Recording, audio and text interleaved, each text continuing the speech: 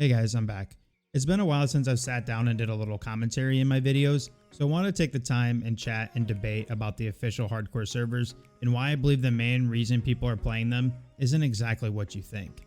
To start off, if you didn't know yet, Blizzard has dropped the official hardcore servers after the major buzz of the add-on itself and the hype train of people playing this game mode. It's simple: level to 1 through 60 without dying, or you delete the character. To access these servers, all you need to do is go to your Blizzard launcher, go to World of Warcraft Classic in the drop-down arrow, launch the game, and select hardcore servers at the bottom of the realm selection screen. Very simple and easily accessible. Now, for one, I think it's fantastic that people all over the world are enjoying these servers. Personally, they aren't for me, but if you know me, I enjoy communities. Anyone who has played with me and watches my stream knows that I love communities and making friends on the game. I'm enjoying all the positivity around WoW right now as well, as everyone is enjoying playing hardcore or watching their favorite streamers do this challenge without dying. It has definitely instilled life into the game after WoW was starting to get stagnant, let's be honest. I also want to take the time to praise Blizzard for doing something extremely minor, but very effective, and that's launching only 2 NA hardcore servers for people to play on. It's going to keep the servers more active, populated, and gives people a reason to play, knowing that there's a lot of people playing the game with them. They also announced that if you die, you get a free transfer to a classic era realm. You heard me right, a free transfer, which I'm going to talk about later, and honestly, it's the main point of my video. Now, if they would have did this for Season of Mastery, I think Season of Mastery would have been a little more successful, but that's a different story for a different day. Now, on the negative side of things, people are not too fond of the official hardcore server rules. You can group, you can auction house, you can trade items. They also implemented a dungeon lockout where you can do a specific dungeon one time on a 24-hour period instead of one time overall. Now, for that dungeon change, I would say people are happy about that, but for the rest, not so much. I mean, it's kind of hard to disagree with the complaints, especially since hardcore is built off of a solo challenge add-on that allowed none of these things I had just mentioned.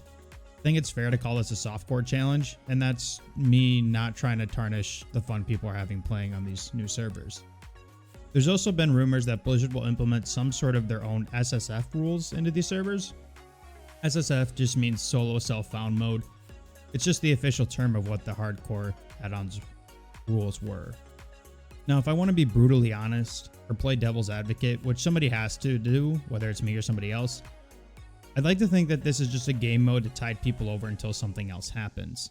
Whether that's ICC, Cataclysm, or SOM2, which they've already confirmed is going to happen at some point. These servers will not last long term, and they were not meant to do that. I think everyone can agree with that statement. Now, I kind of want to elaborate more on what I just said and how these servers weren't meant to last. Now, if you watched me for a long time or you found my videos just recently, you know I'm a big advocate for Classic Era and how the population has skyrocketed with no proof of them slowing down anytime soon. The PvP cluster consisting of Whitemane and some of the other big realms has been extremely popular in all facets of the game: leveling, endgame, pre-bis hunting, PvP, and more. But one big gripe, especially in a lot of my YouTube video comments about people playing PvP servers, is the ganking, or getting camped by somebody who's 20 to 30 levels higher than them. They want to play on a classic or a populated classic server, but they want to avoid the leveling struggles of getting ganked or world PvP altogether until level 60. I promise you, with that being said, there is going to be a lot of people that are going to exploit that free transfer off of the hardcore servers. They are going to level on hardcore, especially since it's way easier now, and transfer that tune right to Whitemane and start PvP ranking, since they just announced those PvP changes it's easier to find a guild, and they're going to do endgame raiding almost immediately.